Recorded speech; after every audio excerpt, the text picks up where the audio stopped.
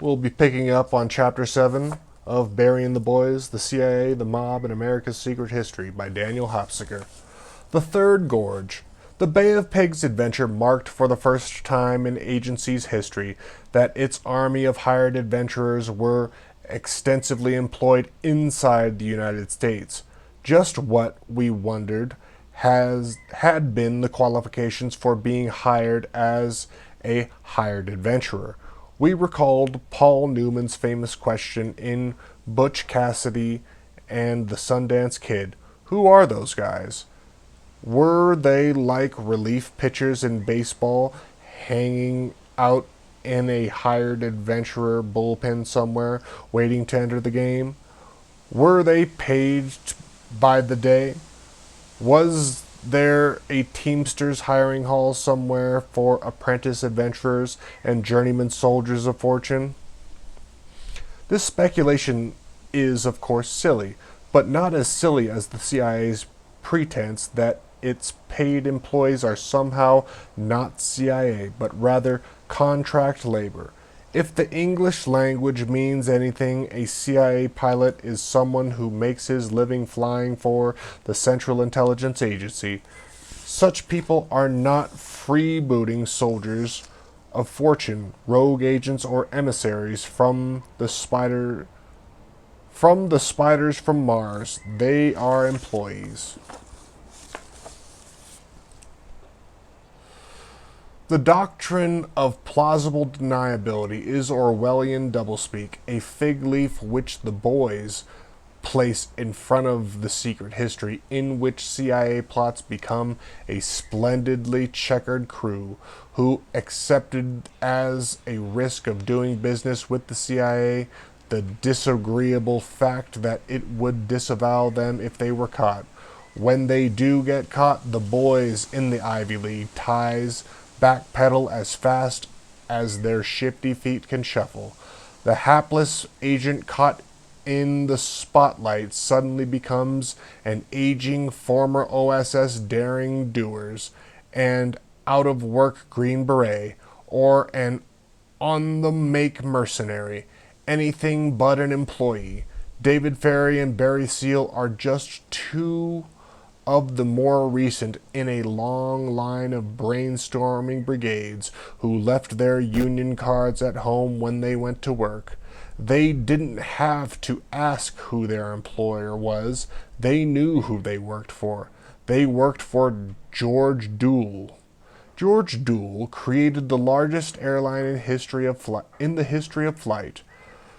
Though little known outside certain circles, George Dool's name deserves to be as famous as those other George de Mohrenschildt and Bush.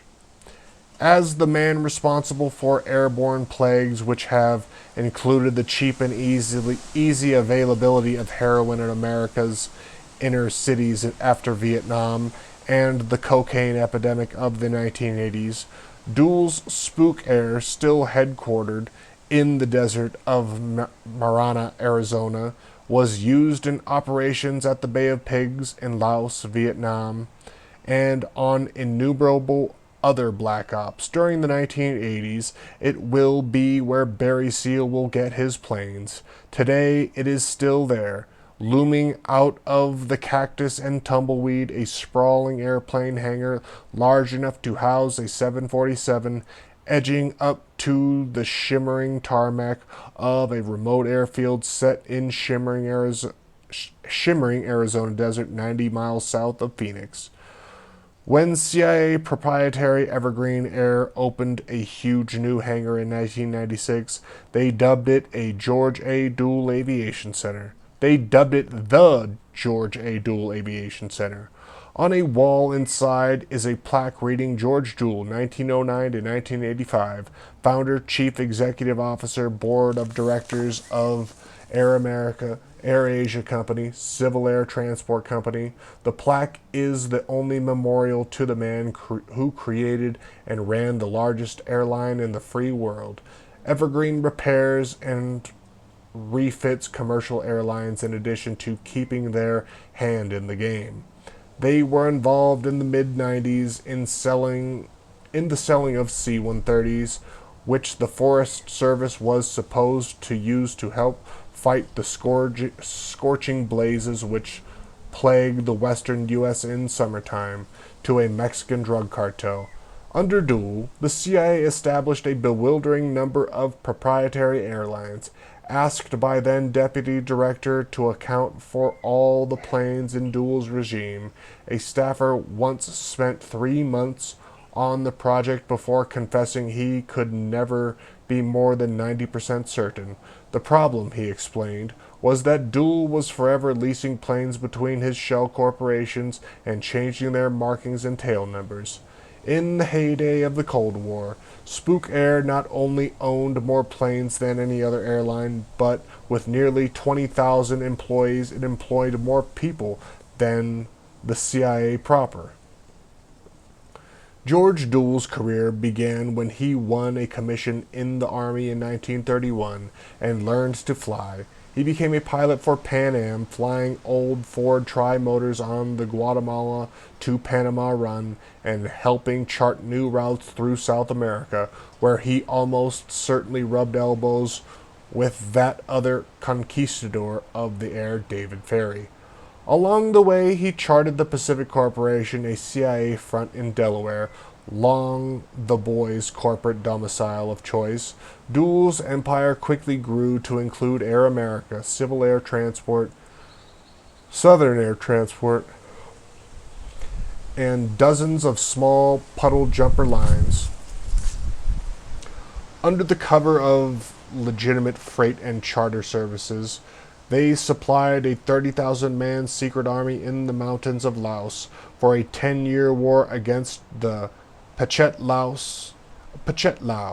dropped scores of agents into Red China, and helped stage revolts in every corner of the globe.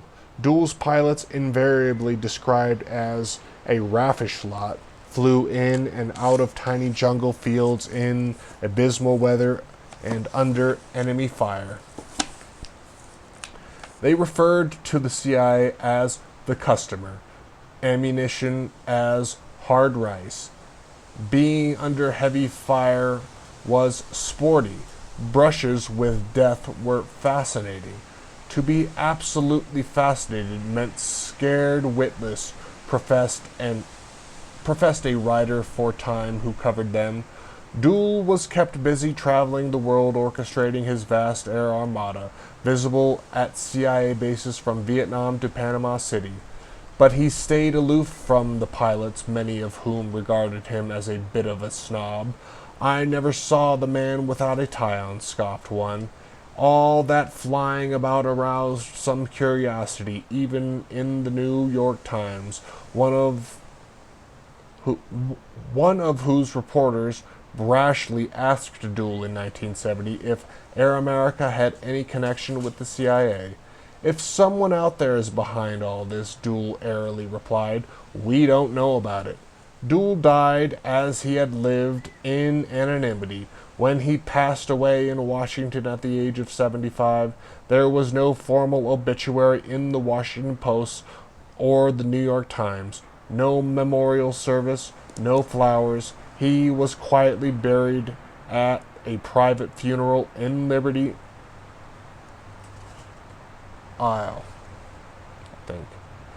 And in an article which appeared the year after his death, he was described by Time magazine as a portly, tastefully dressed man. Dole was both reserved as sometimes highly sociable. To Washington society matrons, he seemed the very image of discreet old money. A lifelong bachelor like David Ferry, he often squired wealthy widows to embassy dances in the capital. George Dole? Oh, he was a perfect gentleman, recalled one. At the Chevy Chase Club at a Wasp Bastion in a well-to-do Maryland suburb, Dole liked to while away afternoons playing bridge and backgammon. He usually won. George? Well, he was quite a boy, chuckled a few clubmen, retired Rear Admiral Raymond Hunter.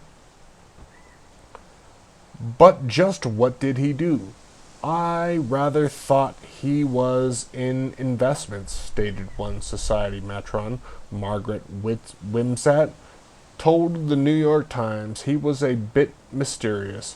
I remember at a party at the Chinese embassy, he spent an awful lot of time talking to the Taiwanese ambassador. I asked him why, and he just said we had a lot to talk about.